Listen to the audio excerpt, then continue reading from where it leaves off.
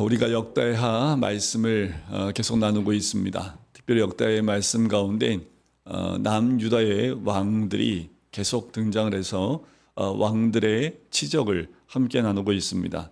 근데 중요한 건 뭐냐면 이 왕들이 하나님 말씀에 순종해서 종교 개혁을 일으킨 왕들은 하나님의 도우심이 있지만 우상을 섬기거나 말씀에 순종하지 아니하는 그들을 보면 하나님이 그들을 또 그들의 죄 가운데 내버려 두죠. 그래서 하나님 보호하심이 떠나고 나니까 외세의 침략을 당하게 됩니다.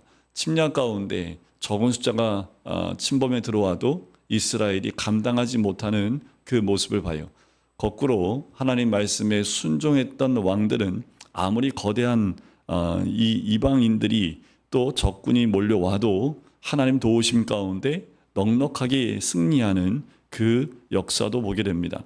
우리의 개인의 역사도 마찬가지예요. 성령께서 함께 하시지 않으면, 도와주시지 않고 보호하지 않으면 가정도 올바로 설 수 없습니다.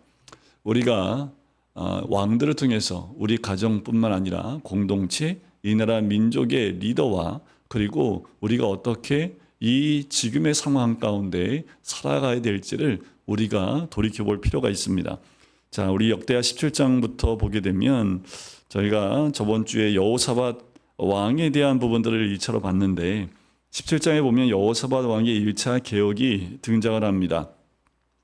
특별히 17장 1절에 보면 아사의 아들 여호사밧이 대신하여 왕이 되어 스스로 강하게 하여 이스라엘을 방어하되 라고 하지요.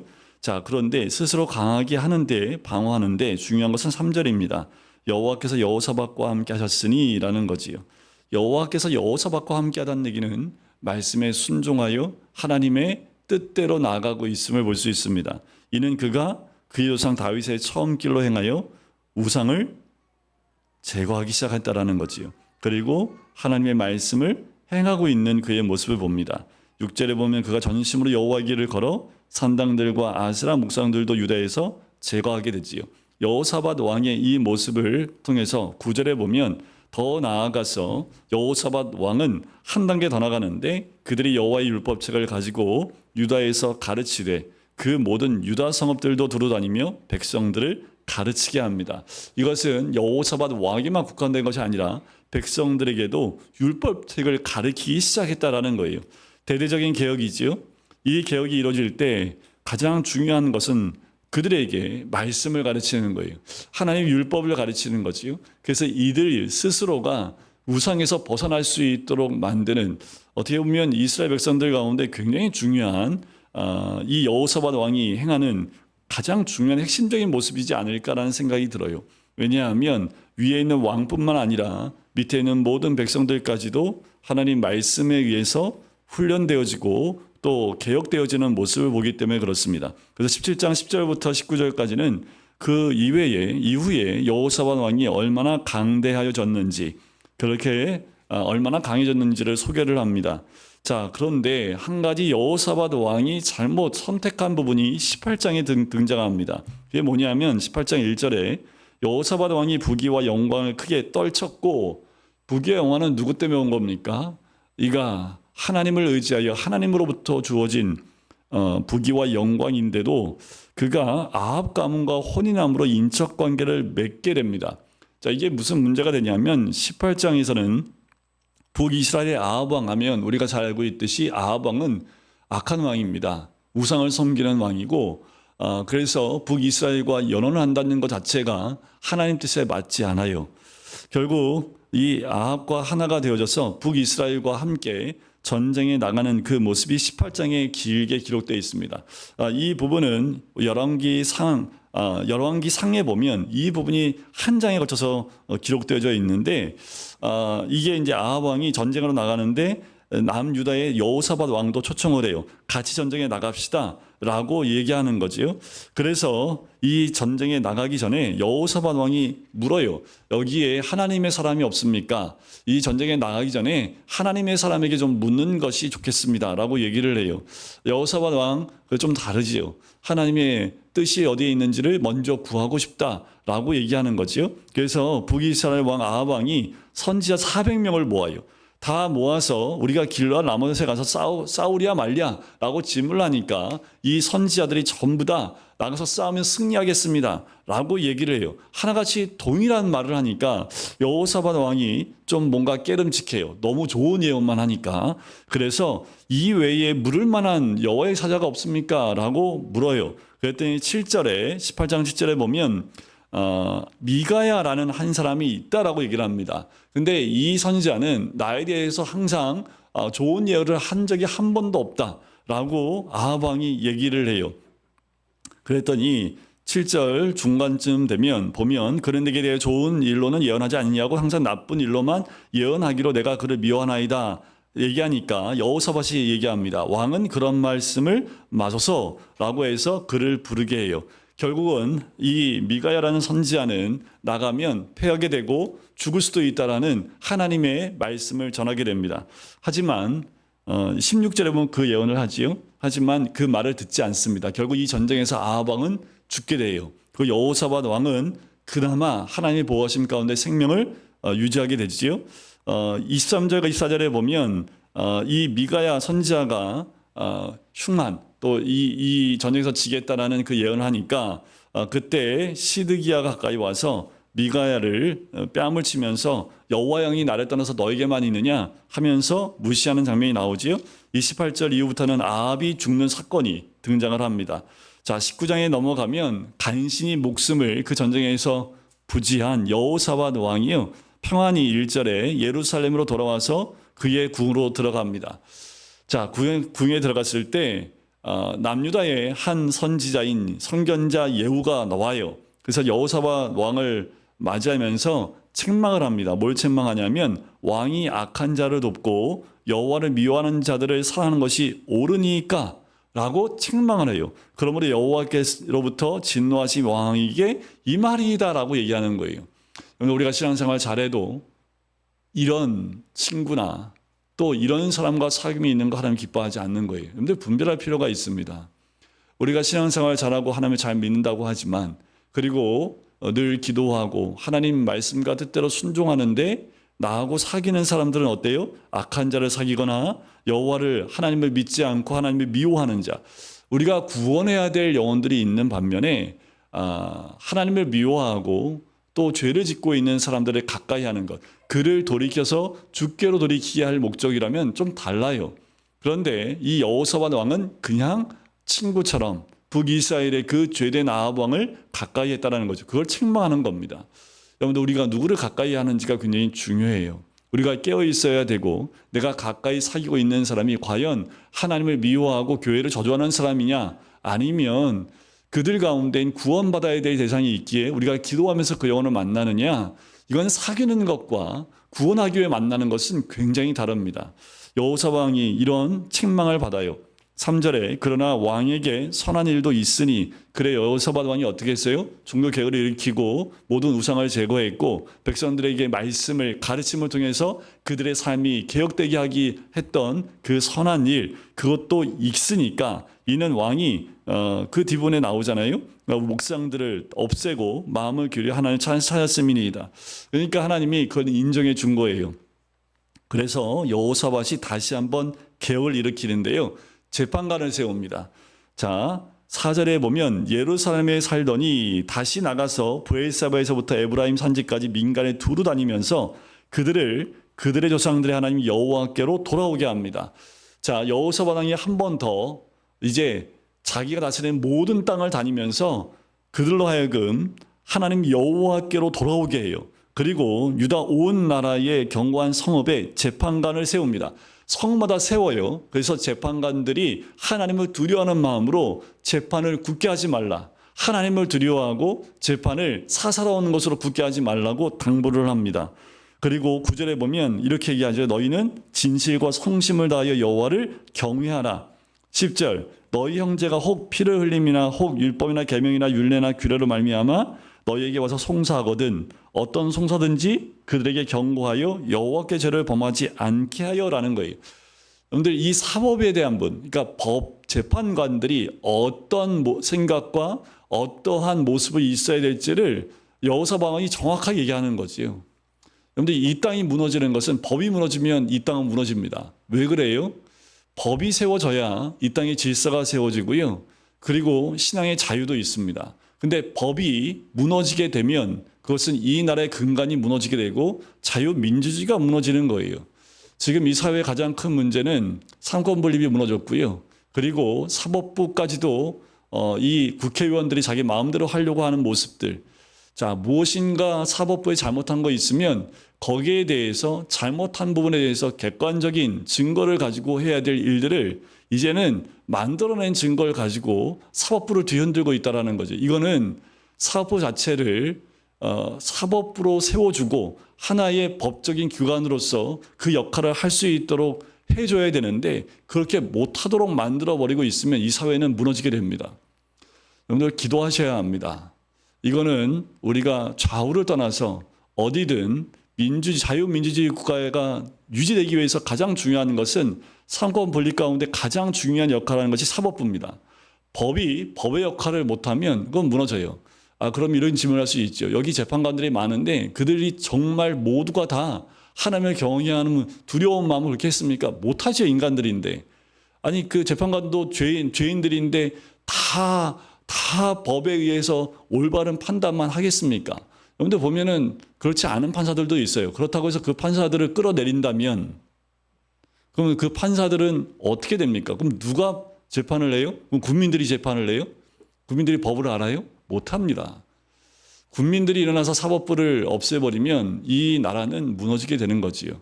지금 이 여호사밧 왕이 세우려고 하는 것은 기강을 세우는 겁니다. 하나님 법 위에 그 이스라엘을 세우려고 한다라는 거예요. 그런데 우리가 잊지 말아야 될 것은 법은 글쎄요, 잘못된 법에 대해서는 여러 가지를 통해서 수정하고 바꿔나가는 것이 맞아요. 그것은 법 하나가 세워지면 그 법이 일부 사람들한테 적용되는 게 아니라 우리 아이들부터 시작해서 어르신들까지 모두에게 적용이 됩니다. 이 나라 모든 국민에게 적용이 되는 거예요. 그런데 그 법을 너무 쉽게 만드는 것도 문제가 되지요. 잘못된 것을 그냥 두는 것도 문제가 됩니다. 그러면 모든 사람들에게 적용될 수 있도록 연구하고 고민하고 법 하나 만들 때에는 정말 법 하나 만들었을 때 이게 앞으로 10년, 20년, 30년 뒤에 어떠한 영향을 끼칠지에 대한 부분도 다 생각을 해야 돼요. 그때마다 법을 만들어내면 나라는 법이 아니라 산으로 가고 땅으로 가고 막 땅속으로 들어가고 막 갈 바를 알지 못해서 흔들리게 됩니다. 법을 마음대로 칼질하는 것도 문제가 되지요. 여호사밧 왕이 잘한 건 뭐예요? 말씀에 하나님을 두려워하는 재판관들을 세웠다라는 거지요. 사람을 두려워하지 않고 물질의 눈이 어두워지지도 않고 하나님을 두려워하는 재판관이 세워지는 거예요. 그래서 우리가 이 땅 가운데 기도해야 될 것은 사법부의 역할을 잘할 수 있도록, 그리고 이것이 어떤 정권이나 어떤 힘 있는 자에 의해서 그것이 좌우되지 않도록 여러분들 기도해 주셔야 합니다. 자, 그러고 난 다음에 하나님 어떠한 역사를 주시냐면 20장 보세요. 이렇게 다 했으면 그 땅 가운데 하나님이 어떤 역사를 주셔야 돼요? 더 부강하고 더 강력한 나라로 세우실 것 같은데 20장 1절에 보니까 그 후에 모압 자손과 암몬 자손들이 마온 사람들과 함께 와서 여호사밧을 치고자 한지라라는 거예요. 모압과 암몬 자손이 치러 올라옵니다. 3절에 보니까 여호사밧이 두려워하여 여호와께로 낯을 향하여 간구하고 온 유다 백성에게 금식하라 공포합니다. 그리고 유다 사람이 여호와께 도우심을 구하려 하여 유다 모든 성읍에서 모여와서 여호와께 간구하지요. 자, 이들이 깨어있으니까 어떻게 해요? 어려움이 닥치니까 온 백성들이 함께 모여 기도하고 간구하는 모습이 있는 거예요. 자, 우리나라에 어려움이 있지요. 어려움이 있는데 이 어려움을 어떻게 하고 있습니까? 이것을 우리가 잘 볼 필요가 있어요. 이 어려움을 준 게 누구예요? 외세예요? 다른 나라 대통령이 우리를 어렵게 하고 있습니까? 아니요. 여러분, 지금 모압과 암몬 자손들이 침범에 들어왔는데 이놈들이 나쁜 놈들이에요? 이 전쟁은 하나님 왜 주셨습니까? 하나님이 허락하신 전쟁이라면 이 전쟁을 어떻게 극복해 나가야 되고 어떻게 이 전쟁에서 이겨야 될지에 대한 부분들을 여호사밧은 그 백성들과 함께 잘 선택해 나가고 있다는 거지요. 어려움이 왔을 땐 그건 하나님이 허락하신 겁니다. 우리가 타겟을 정해서 어떤 사람을 악마화하고 어떤 사람에게 모든 책임을 다 덮어 씌우는 것, 그것이 올바른 방법은 아니겠지요. 자, 이렇게 했을 때 여호사밧의 기도가 12절에 나옵니다. 우리 하나님이여 그들을 징벌하지 아니하시나이까 우리를 치러오는 이 큰 무리를 우리가 대적할 능력이 없고 어떻게 할 줄도 알지 못하옵고 오직 주만 바라보나이다. 그만큼 어마어마한 세력의 이 공격이 들어오는 거예요. 남유다인 여호사밧 왕으로는 이걸 감당할 수 없음을 하나님 앞에서 엎드리는 거죠. 하나님 도와달라고 구하고 있는 모습입니다. 14절에 여호와의 영이 회중 가운데서 레위 사람 야하시엘에게 임합니다. 분명히 하나님의 도우심은 하나님의 영으로 역사합니다. 15절 끝에 이 전쟁은 너에게 속하는 것이 아니요 하나님께 속한 것이니라. 그럼 어떻게 하면 돼요? 하나님께 맡기면 됩니다. 이걸 여호사밧이 어떻게 하든 자기 힘으로 이겨내려고 하면 하나님의 역사를 이 여호사밧 왕이 대신하는 거지요. 그럼 도우심이 없습니다. 자, 17절에 보면 이 전쟁에는 너희가 싸울 것이 없다. 그래서 어떻게 해요? 찬양대를 조직합니다. 그래서 최전선에 찬양대를 통해서 찬양하게 합니다. 그랬더니 이들이 공격해 들어올 때 하나님께서 복병을 두어서 그들을 치게 해서 그들이 다 스스로 자멸하게 만들어 버립니다. 그리고 여호사밧은 백성들과 함께 가서 적군이 머물렀던 그곳에 가서 물건을 탈취해 갖고 와요. 근데 그 양이 어마어마한 양입니다. 사흘 동안 그들이 놓고 간 물건을 가지고 오는데 사흘 동안을 거둘 정도예요. 26절에 보면 넷째 날에 무리가 브라가 골짜기에 모여서 거기서 여호와를 송축한지라. 그럼 오늘날까지 그것을 브라가 골짜기라 일컫더라. 자기 힘으로 한 게 아니죠. 하나님의 도우심입니다. 여러분들 이거는 우리나라뿐만 아닙니다. 개인도 마찬가지예요. 삶에 우리가 문제가 있습니까? 어려움이 있습니까? 그 문제와 어려움은 누가 주신 거예요? 그런데 우리가 풀어가려고 합니다. 내가 뭔가 하려고 합니다. 해보세요, 되나? 하나님이 허락하신 어려움과 문제는요, 하나님을 의탁하고 하나님이 도우심을 구해야지 하나님을 떠나서는 그 문제와 어려움들은 절대로 해결 안 됩니다. 우리가 자칫 내 생각과 내 방법대로 하려는 마음들이 있다면 한계가 있어요. 여러분들 그것을 꼭 기억하시고 주님을 따르셔야 합니다. 그래야 주의 도우심이 개인의 문제부터 이 나라의 모든 문제까지 하나님의 도우심이 임하게 되는 거지요. 자, 35절에 보면 다윗 왕, 유다 왕 여호사밧이 나중에 이스라엘 왕 아하시아와 교제하였는데 아하시아는 심히 그러니까 여호사밧이 제일 못한 게 뭐예요? 사귀지 말아야 될 친구를 자꾸 사귀어요. 아합 왕을 이어서 그 아들인 아하시아가 왕이 됐는데 얘는 아합보다 더 악한 왕이에요. 그런데 이게 참 여호사밧은 다 잘하는데 친구 사귀는데 친구를 분별을 못해. 그러니까 여기 성경에도 나오잖아요. 심히 악을 행하는 자였더라라고 얘기해요. 더 나아가서 이 아하시아 왕과 함께 여호사밧이 함께 뭐래요? 두 왕이 연합해서 배를 만들어서요. 다시스로 보내고자 해서 에시온 게벨에 배를 만들어요. 일이 잘 되겠습니까? 잘 안 되겠습니까? 뻔하지요. 잘 안 됩니다. 다 회파되어지고 다 깨져버립니다. 21장은 이제 여호사밧이 그 조상들과 함께 누움에 그 아들 여호람이 대신하여 왕이 됩니다. 그런데 여호람은 선왕에 들어가지 못합니다. 왜 그러냐면 여호람의 아내가 누구냐면 아합의 딸이에요. 아달랴라고 하는 그 딸인데 그 딸은 굉장히 악한 여인입니다. 그래서 여호람이 그 아내와 함께 있음을 통해서 하나님이 기뻐하시는 것을 선택해 나갈 수 없는 거지요. 자, 2절을 보세요. 여호사밧의 아들 여호람의 아우들 아사랴와 여이엘과 스가랴, 그 여호사밧의 아들들 가운데 이 아들들을 얘기하면서 3절에 그의 아버지가 그들에게 은금과 보물과 유다 견고한 성읍들을 선물로 후히 주고 여호람이 장자임으로 왕위를 주게 되지요. 자, 6절에 보면 첫째 줄에 보면 그가 이스라엘 왕들의 길로 행하여 아합의 집과 같이 하였으니, 그러니까 이게 다윗 왕의 길을 가야 되는데 누구의 길을 가요? 북이스라엘 왕들의 길은 어떤 길일까요? 하나님을 배반하고 우상을 섬기는 그 길로 갔다라는 거지요. 아합의 집 같이 하였으니 이는 아합의 딸이 그의 아내가 되었습니다. 그가 여호와 보시기에 악을 행하였으나. 그러면 이 여호람이 어떻게 해야 돼요? 그 아내를 돌이켜야지요. 하나님을 섬기게끔 만들어야지요. 그런데 여호람이 오히려 어디로 끌려가요? 우상을 섬기는 아내인 아합의 딸에게 끌려가서 우상을 섬기는 길로 가버렸다라는 거지요. 때로는 여러분들 우리가 죄된 길로 가는 게 굉장히 달콤합니다. 그래서 너무 쉽게 죄된 길로 넘어져요. 여호사밧 왕도 원치 않는 친구를 사귀어서 그렇게 됐지만 그 아들도 마찬가지라는 거지요. 그 여로암 왕이 다스릴 때 에돔이 배신해요.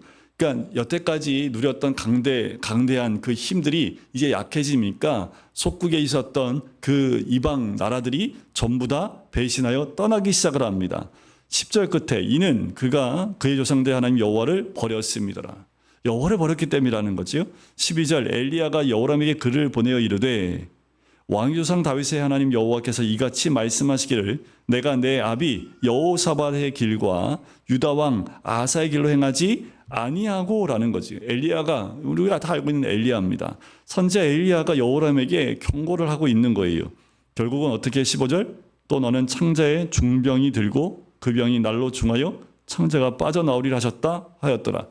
자, 이 말 죽으면 너 어떻게 죽을지 알아? 하면서 너 계속 이러면 이렇게 죽어 라고 하나님께서 엘리야를 통해서 경고의 메시지를 굉장히 중요한 경고의 메시지를 선포했음에도 불구하고 결국 엘리야가 말한 대로 18절 이 모든 일 후에 여호람을 치사 능히 고치지 못할 병이 그 창자에 들게 하셨으므로 결국 엘리야가 예언한 대로 그렇게 죽어요.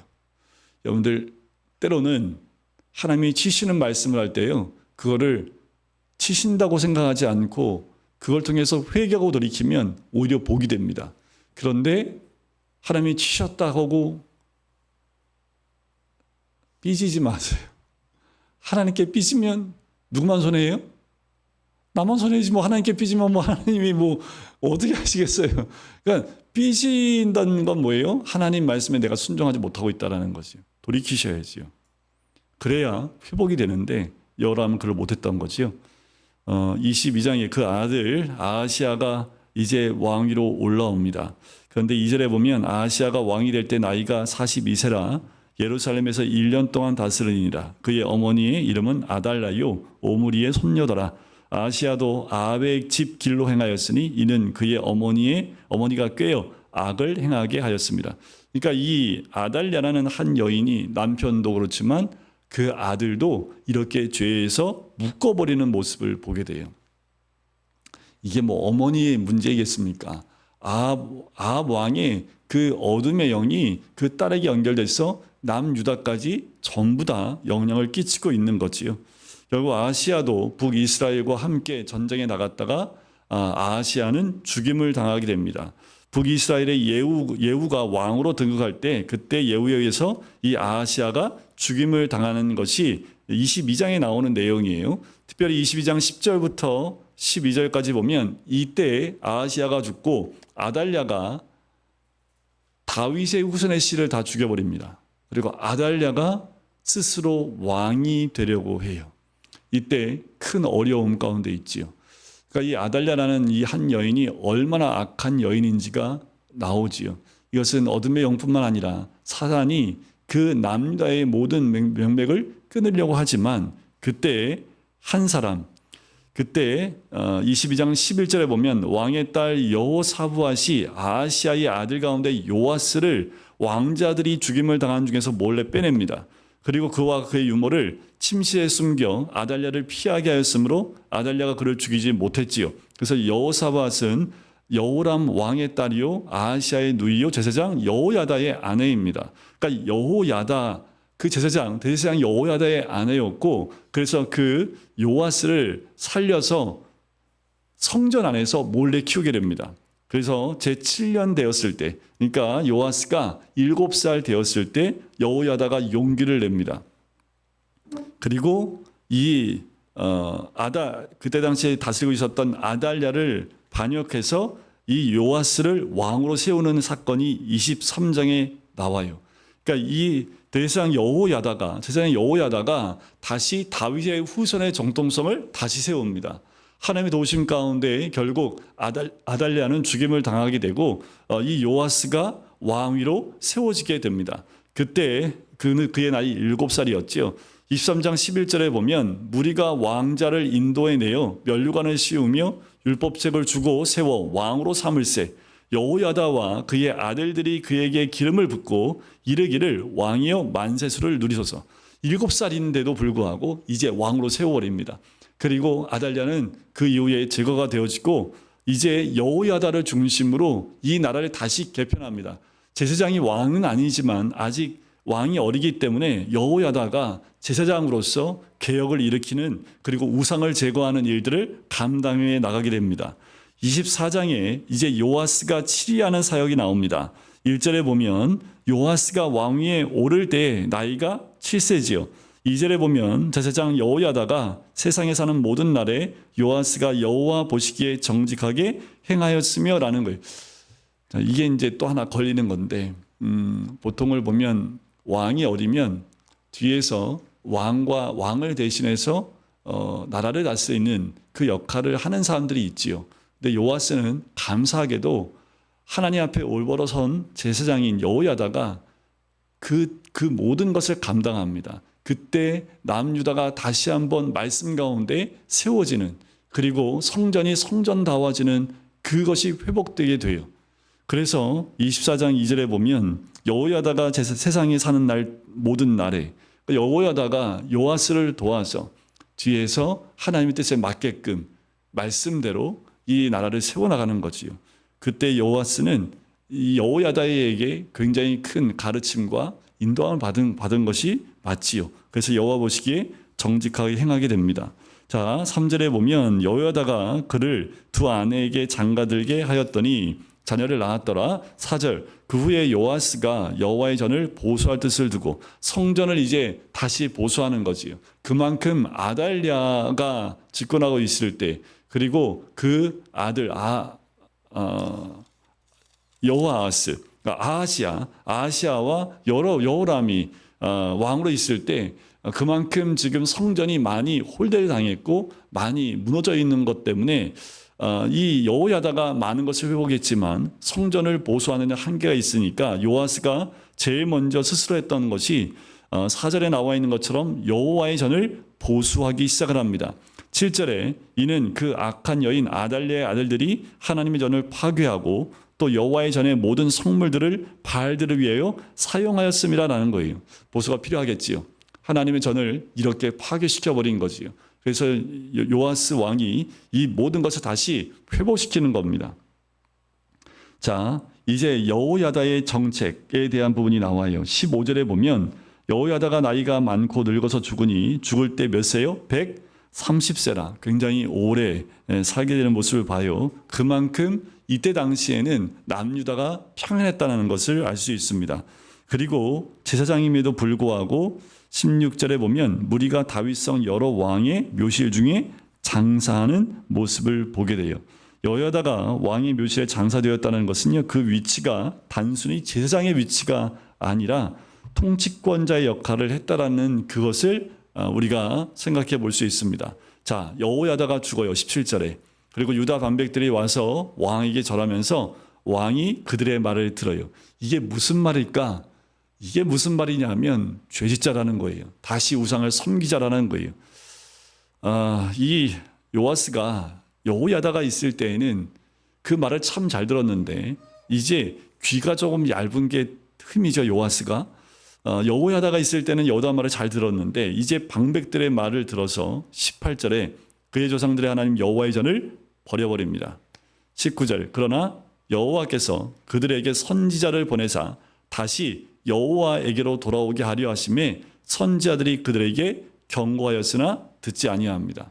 그러니까 하나님은 다시 요아스에게 기회를 줍니다. 돌이킬 수 있도록 선지자를 보내요. 자, 그 중에 20절에 보면 하나님의 영이 누구에게 임하냐 하면 여호야다, 제사장 여호야다 아들 스가랴에게 임합니다. 오늘 생각해 보세요. 자기의 후견인이면서 자신의 의지했던 스승이었고 했던 여호야다의 아들입니다. 그러면 어떻게 대우해야 되는 것이 맞는지 우리가 짐작해 볼 수 있지요. 그런데 여호야다의 아들 스가랴, 그에게 여호와의 영, 하나님의 영이 임하는 걸 보면 그 아들도 어떠했는지를 짐작해 볼 수 있습니다. 그런데 이 말을 듣지 않아요. 그리고 이 스가랴를 죽여버립니다. 이것이 요시야가 잘하다가 넘어지는 사건이 돼요. 자, 21절에 무리가 함께 꾀하고 왕의 명령을 따라 그를 여호와의 전 앞들에서 돌로 쳐 죽입니다. 그 요아스가 왕이 이와 같이 스가랴의 아버지 여호야다가 베푼 은혜를 기억하지 아니하고 그의 아들을 죽이니 그가 죽을 때에 이르되 여호와는 감찰하시고 신원하여 주옵소서 하고 이 스가랴가 죽게 되지요. 그 이후에 아람 군대가 이제 쳐들어옵니다. 23절에 보면 1주년 말에 아람 군대가 요아스를 치러 올라와서 유다와 예루살렘에 이르러 백성 중에서 모든 방백들을 다 죽이고 노략한 물건을 다메섹 왕에게로 보내게 됩니다. 아람 군대가 적은 무리로 왔으나 라고 나오죠. 24절에. 그런데 여호와께서 심히 큰 군대를 그들 손에 넘기셨습니다. 이 큰 군대는 누구예요? 남유다의 군대입니다. 그러니까 아무리 힘이 있다 하더라도 소용이 없어요. 아람 군대가 적은 무리가 왔는데 그 앞에서 다 패하게 됩니다. 왜냐하면 24절 중간에 보면 유다 사람들이 그들의 조상들의 하나님 여호와를 버렸습니다. 이와 같이 아람 사람들이 요아스를 징벌하였더라. 하나님이 직접 하시는 것이 아니라 그 이방 땅 가운데 이런 자들이 늘 있어요. 여러분들 우리가 예수 잘 믿으면 주변에 그 어둠의 영이 아무리 있어도 하나님의 보호하심이 있습니다. 하지만 우리가 믿음을 떠나서 하나님을 떠나면서 세상과 짝하기 시작을 하면 그런 어둠의 영들의 힘이 우리를 공격해 들어올 때 우리를 보호하시는 하나님의 손길이 떠날 수밖에 없지요. 그럼 어떻게 돼요? 어려운 가운데 갈 수밖에 없습니다. 회복할 수 없어요. 자, 25절에 보면 요아스가 크게 부상함에 적군이 그를 버리고 간 후에 그가 이제 들어왔지만 25절 중간에 보면 여호야다의 아들들의 피로 말미암아 반역하여 그를 침상에서 쳐 죽인지라. 결국 반란군에 의해서 반란을 일으키는 사람들에 의해서 죽임을 맞게 되는 것을 보게 돼요. 자, 25장에 보면 이제 아마샤가 왕위에 오를 때 그 나이가 25세입니다. 예루살렘에서 29년 동안 다스려요. 그의 어머니 이름은 여호앗단이요 예루살렘 사람이더라. 아마샤가 여호와 보시기에 어떻게 해요? 2절에 보니까 정직하게 행하기는 하였으나 이게 쓰나가 붙으면 별로 안 좋아요. 자, 여호와 보시기에 정직했어요. 그런데 온전한 마음으로 행하지는 않았습니다. 이게 역대하의 특징 가운데 하나인데 보통은 여호와 보시기에 정직하게 행했다는 말을 안 써요. 마음이 온전하지 않으면. 그런데 역다에서는 특별히 이 부분을 얘기합니다. 온전한 마음은 아니에요. 그래서 그의 나라가 굳게 섬에 그의 부왕을 중인 신하들을 죽였으나 그의 자녀들은 죽이지 아니하였으니 이는 모세의 율법책에 기록된 대로 합니다. 그래도 이 왕은 아마시아 왕은 말씀을 기억하고 있었던 것을 볼 수 있습니다.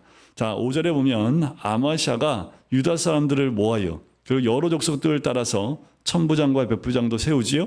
유다와 베냐민을 함께 그리고 20세 이상으로 계수해서 창과 방패를 잡고 능히 전쟁에 나갈 만한 자 30만 명을 얻고요. 또 은 100달란트와 이스라엘 나라에서 큰 용사 10만 명을 고용합니다. 그런데 하나님께서 선지자를 보내세요. 7절에 보면 어떤 하나님의 사람이 아모시한테 얘기하지요. 북이스라엘 의지하지 말라고. 돈 주고 샀지만 결국 다 돌려보냅니다. 그 14절에 아모시아가 에돔 사람들을 죽이고 돌아올 때 결국은 이 하나님 사람 말을 들어요. 그래서 남유다만 전쟁에 나갑니다. 하나님이 함께 하시면 숫자가 중요한 게 아니죠. 결국 에돔과의 전쟁에서 승리하고 그리고 돌아옵니다. 14절에 근데 돌아올 때 문제는 온전한 마음으로 하나님을 행하지 않았다라는 것이 여기 나오지요. 세일 자손의 신들을 가지고 와서 자기의 신으로 세우고 그것들 앞에 경배하며 분향합니다. 아니 내가 승리해서 이겨서 점령했는데 그 지역의 우상을 가지고 와서 이 아마시아가 섬긴 거예요. 15절 그러므로 여호와께서 아마시아에게 진노하지요. 또 그래서 선지자를 보내요. 16절 끝에 결론은 뭐예요? 하나님이 왕을 멸하시기로 작정하신 줄을 아노라 하였더라. 계속해서 반복되는 것은 말씀에 순종하고 여호와 앞에서 정직하고 또 여호와를 섬기는 그 왕들은 하나님의 도우심 가운데 어떤 전쟁에도 승리케 하신 하나님의 은혜가 정말 기적적인 하나님의 은혜를 경험하게 되지만 아무리 강성하다 할지라도 하나님의 뜻에서 벗어나고 온전치 못한 왕들은 일단 하나님이 경고를 주시는데 경고를 듣지 않지요. 결국은 죽임을 당하는 그리고 하나님의 심판 가운데 가는 그들의 모습을 봐요. 그런데 이 말씀을 우리가 보게 되면 우리도 마찬가지입니다. 여러분들 말씀 가운데 순종하시면 하나님의 인도하심이 있습니다. 에이 목사님 순종하는데도 똑같은데요. 아니 아까 다 봤잖아요. 순종은 잘했는데도 전쟁은 있잖아요. 어려움이 있어요. 근데 그 어려움을 도우시는 분이 하나님이시라니까요. 아무리 강대해도 아무리 강해도 아무리 강력해도 하나님 앞에 올바로 서 있지 못하면 외세 침입 가운데 아무리 아주 작은 숫자가 쳐들어와도 강력한 모든 것은 다 무너지게 된다라는 거지요. 자, 유다 왕 17절에 아마샤가 상의하고 예후의 손자 여호아스의 아들 이스라엘 왕 요아스에게 자신을 보내서요. 오라 서로 대면하자고 얘기를 합니다. 자, 유다와 이스라엘의 전쟁이 일어나는 거예요. 결국 22절에 보면 유다가 이스라엘 앞에서 패하여 각기 장막으로 도망하게 됩니다. 결국 이 아마시아 왕도 전쟁 가운데 패하는 것을 보게 되지요. 그래 25절에 보면 이스라엘 왕 요아하스의 아들 요아스가 죽은 후에도 유다 왕 요아스의 아들 아마샤가 15년간을 생존하였더라. 아마샤 이외에 처음부터 끝까지 행적은 유다와 이스라엘 왕 열왕기에 기록되지 아니하였느냐. 아마샤가 돌아서서 여호와를 버린 후부터 예루살렘에서 무리가 그를 반역하였으므로 그가 라기스로 도망하였더니 반역한 무리가 사람을 라기스로 따라보내어 그를 거기서 죽이게 하고 결국 아마샤의 끝도 아름답지 못하지요. 반역자들에 의해서 죽임을 당하게 되는 모습을 봅니다. 그 이후에 이제 26장에 보면 그 우시아 왕이 다시 올라 세워지게 됩니다. 그러니까 남유다는 잘하는 게 뭐냐면 다윗과 하나님과의 그 언약 가운데 다윗의 후손 가운데 왕위가 이어질 것을 남유다의 백성들이 다 알아요. 그래서 왕이 죽더라도 그 뒤에 다윗의 후손 가운데 한 명을 왕으로 세운다라는 거지요. 그래서 유다 온 백성이 나이가 16세 된 우시아를 세워서 그의 아버지 아마샤를 대신하여 왕으로 섭습니다. 북이스라엘은요 이렇게 반역한 자들이 왕을 죽이면 반역자들이 왕으로 올라갑니다. 근데 남유다는 그렇지 않아요. 이것도 하나님의 은혜이기도 하지요. 하나님의 언약을 붙드는 남유다 백성들의 모습이기도 합니다. 그런데 우리가 한 가지 꼭 알아야 될 것은 언약을 따르는 백성들을 하나님이 모른다 하지 않으신다라는 거예요. 자, 4절에 보면 우시아가 그의 아버지 아마샤의 모든 행위대로 여호와 보시기에 정직하게 행하며, 자, 아마샤가 처음에 하나님이 앞에 정직하게 행했다고 했잖아요. 그걸 따라간 거예요.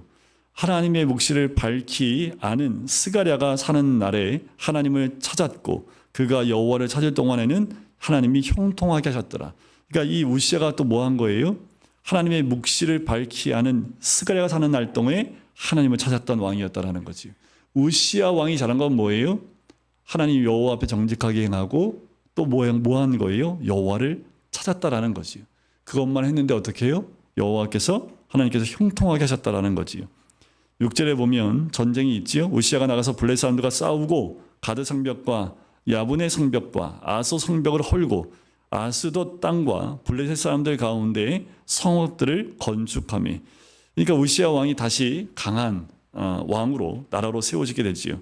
10절에 보면 또 광야에 망대를 세우고 물 웅덩이를 많이 파고 고원과 평지에 가축을 많이 길렀으며 또 여러 산과 좋은 밭에 농부와 포도원을 다스린 자들을 두었으니 농사를 좋아함이었더라.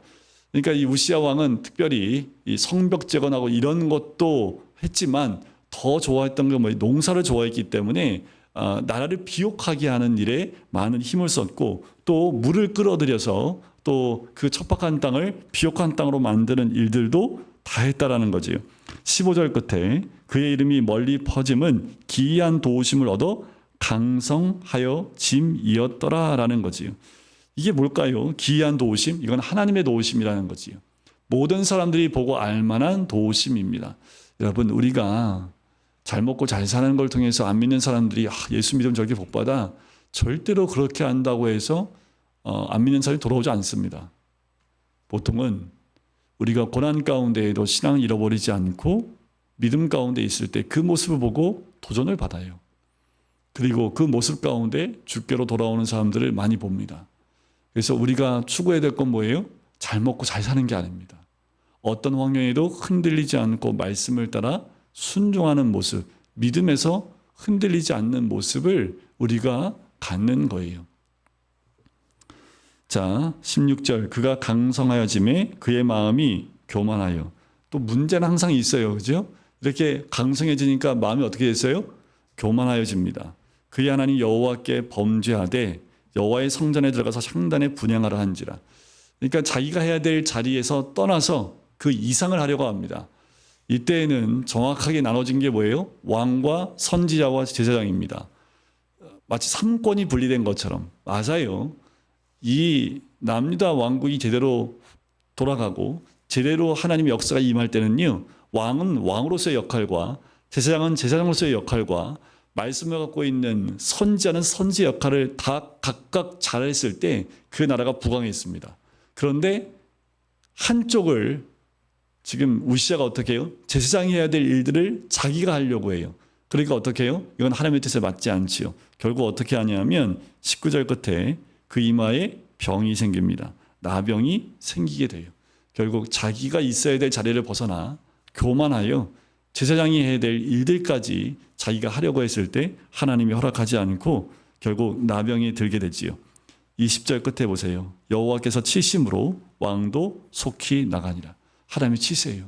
하나님이 약속하신 자리가 아닌 그 자리를 벗어나면, 그리고 돌이킬 수 있도록 하나님이 허락하심에도 불구하고 돌이키지 않으면 하나님의 치심의 역사가 있는 거지요.